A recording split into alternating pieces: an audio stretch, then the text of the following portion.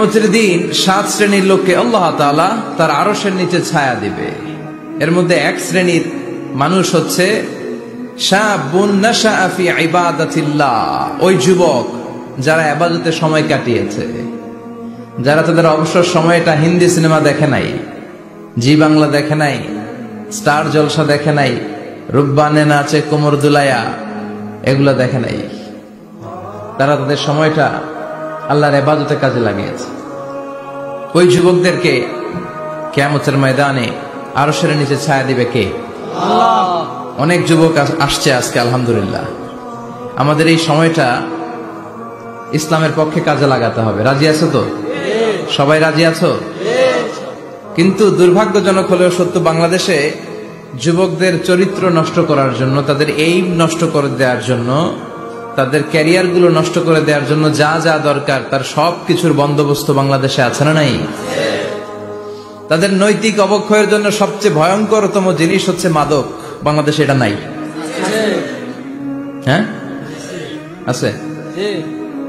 এই মাদকের সাথে মুসলমানের কোনো সম্পর্ক থাকতে পারে? সিগারেটের সাথে মুসলমানের কোনো সম্পর্ক থাকতে পারে? সিগারেটের অভ্যাস আমাদের নাই তো? হ্যাঁ, এটা কিন্তু জাহান্নামের খাবার। খেয়াল রাখবেন, সুগন্ধি, সুগন্ধি, this is the sign of paradise. সুঘ্রাণ, এটা হচ্ছে জান্নাতের আলামত। আর ধোঁয়া, এটা জাহান্নামের আলামত। কথা কন, ধোঁয়া কিসের আলামত? আগুন জ্বালাইলে কি ওঠে? ধোঁয়া ওঠে। সিগারেট খেলে কি ওঠে? পৃথিবীতে এই একটা মাত্র খাবার আছে যেটা টয়লেটে বসে খাওয়া যায়। কথা বলেন, খাওয়া যায় না? টয়লেটে বসে খায়। আর পৃথিবীতে এই একটা মাত্র খাবার, পণ্য, যেই পণ্যের উপরে লেখা থাকে সংবিধিবদ্ধ সতর্কীকরণ, স্মোকিং কজেস ক্যান্সার, ধূমপান কর্কট রোগের কারণ, মানে ক্যান্সার রোগের কারণ। তার মানে এই পণ্যটা খেলে ক্যান্সার হয়। পৃথিবীতে আর কোন পণ্যের গায়ে এরকম লেখা থাকে না যে এটা খেলে এই রোগ হয়। ফর এন এক্সাম্পল, বাজারে এক বিস্কুট আসছে। কি আসছে? এই বিস্কিটের গায়ে লেখা, এই বিস্কিট যদি কোনো বাচ্চা খায় ওই বাচ্চা ডায়রিয়াতে মারা যাবে, উপরে লেখা। কিনবেন? কথা বলেন, কি বলবেন? তোর বিস্কুট তুই খা, তোর বলা মরুক। কথা বলেন। কিন্তু সিগারেট এমন একটা পণ্য যেটার গায়ে লেখা থাকে যে এটা খেলে মানুষ মরে, তারপরও মানুষ খায়। সিগারেট হয় টোবাকো প্ল্যান্টস থেকে, তামাক পাতা থেকে। কোত্থেকে? নাগাইশে আছে নাকি? তামাকের চাষ টাস কমে গেছে না? এটাতে আবার বেড়া টেরা দেয়া লাগে না, কারণ ছাগলও মুখ দেয় না। কথা বলেন। তো যেটাতে ছাগলও মুখ দেয় না, এটা কি মুমিন বান্দা মুখ দিতে পারে? জোরে বলেন। এই ধোয়ার কারণে আপনার লাংস শেষ হয়ে যাবে। লাং যেটা দিয়েছে আল্লাহ, ফুসফুস, এটা শেষ। এটার ভেতরে একটা পয়জন আছে, নিকোটিন। কি বলে? এই নিকোটিন আপনাকে শেষ করে দিবে। প্রতি বছর গোটা বিশ্বে এই নিকোটিনের কারণে হাজার হাজার মানুষ মরে যারা স্মোকিং করে। এজন্য স্মোকিং এর সাথে আমাদের কোনো সম্পর্ক থাকতে পারে না। তো স্মোকিং তো অনেক পাতলা বিষয়। এখন স্মোকিং কে ছাড়িয়ে ইয়াবা, গাঞ্জা, মারিজুয়ানা, ফেন্সিডিল এগুলো আছে না নাই? এই যে কি একটা আসলো ইয়াবা, এটা পেঁয়াজের ভিতরেও পাওয়া যায়। মানে পেঁয়াজ ভেঙে এটার ভিতরে ইয়াবা নিয়ে আসে, আলু কাইটা ভিতরে ইয়াবা নিয়ে আসে, লাউয়ের ভিতরে ইয়াবা বইরা নিয়ে আসে। দেখা যায় লাউ কেটে দেখা যায় ইয়াবা আছে না নাই? এই ইয়াবা এতদিন ছিল ইউনিভার্সিটি লেভেলের ছেলেরা খেত, নেমে আসলো কলেজে, হাই স্কুলে, এখন প্রাইমারির ছেলেদের মধ্যেও ইয়াবা ঢুকছে। দেশ কোন ভয়ঙ্কর অবস্থায় দাঁড়িয়ে আছে, হুঁশ নাই আমাদের। তো যে যুবকেরা এবাদতে রাত কাটাবে, হ্যাঁ, এবাদত করে করে রাতের আধারে যারা সেজদাতে রয়, আমরা গানে শুনি যে চোখের পানি দিয়ে যেখানে ঝড় উঠবে যে যুবকদের, সেই যুবকেরা এখন ইয়াবা নিয়ে ব্যস্ত,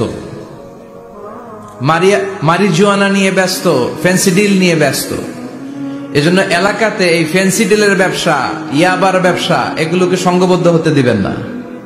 জনপ্রতিনিধি কেউ আসছেন কিনা জানি না মঞ্চে, আমি জানি না, এটা আপনাদের দায়িত্ব। আপনারা এলাকার গণ্যমান্য ব্যক্তিবর্গদেরকে নিয়ে ওদের যে স্ট্রং একটা সিন্ডিকেট আছে এটা ভেঙে দেন, এলাকাটারে সুন্দর করেন, যুবকগুলোরে আল্লাহ আল্লাহ হতে সাহায্য করেন। ঠিক কিনা?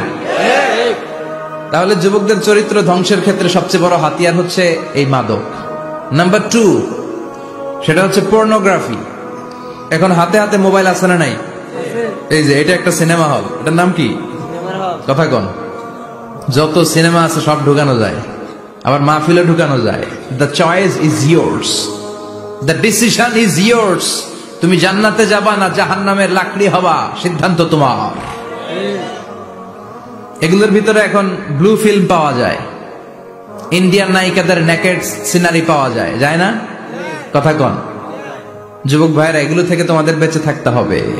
তোমরা আগামী দিনের সম্ভাবনা, তোমাদেরকে অনেক দূর যেতে হবে। You have to make a very bright career for your society, for your family, for your country.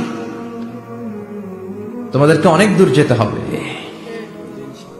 এজন্য নজরের লাগামটাকে টেনে ধরতে হবে। বিষ্ণু বলেছেন, আন-নাযার সাহমুন মাসমুম মিন সিহামি ইবলিস।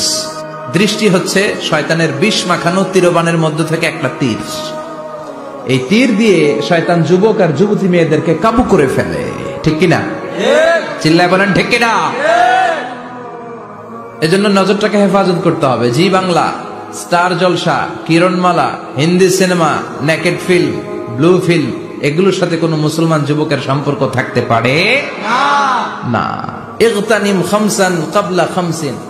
5টা জিনিসকে 5টা জিনিস আসার আগে গনিমত মনে করো, কাজে লাগাও, ইউটিলাইজ করো, try to take the best out of it.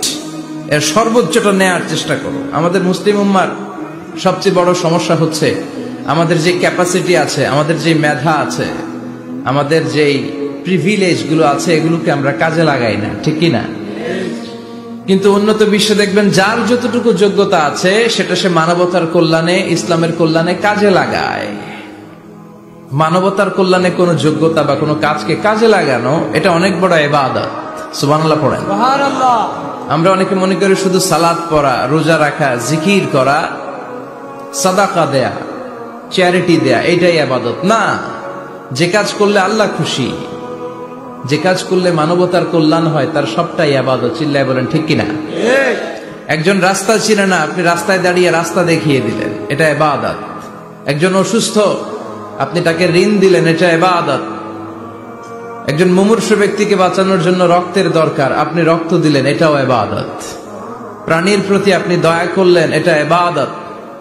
এর জন্য প্রিভিলেজ গুলোকে কাজে লাগাতে হবে। বিষ্ণু বলেছেন, ইগতানিম খামসান ক্বাবলা খামসিন।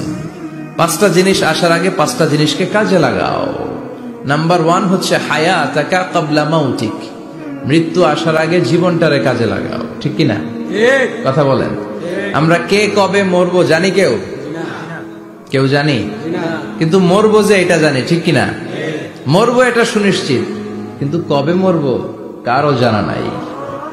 এজন্য মৃত্যু আসার আগে জীবনটাকে কাজে লাগাও। এবং in the day of judgement, কিয়ামতের কঠিন ময়দানে আল্লাহ কিন্তু জিজ্ঞেস করবেন, তোমার জীবনটাকে তুমি কোন কাজে লাগিয়েছো?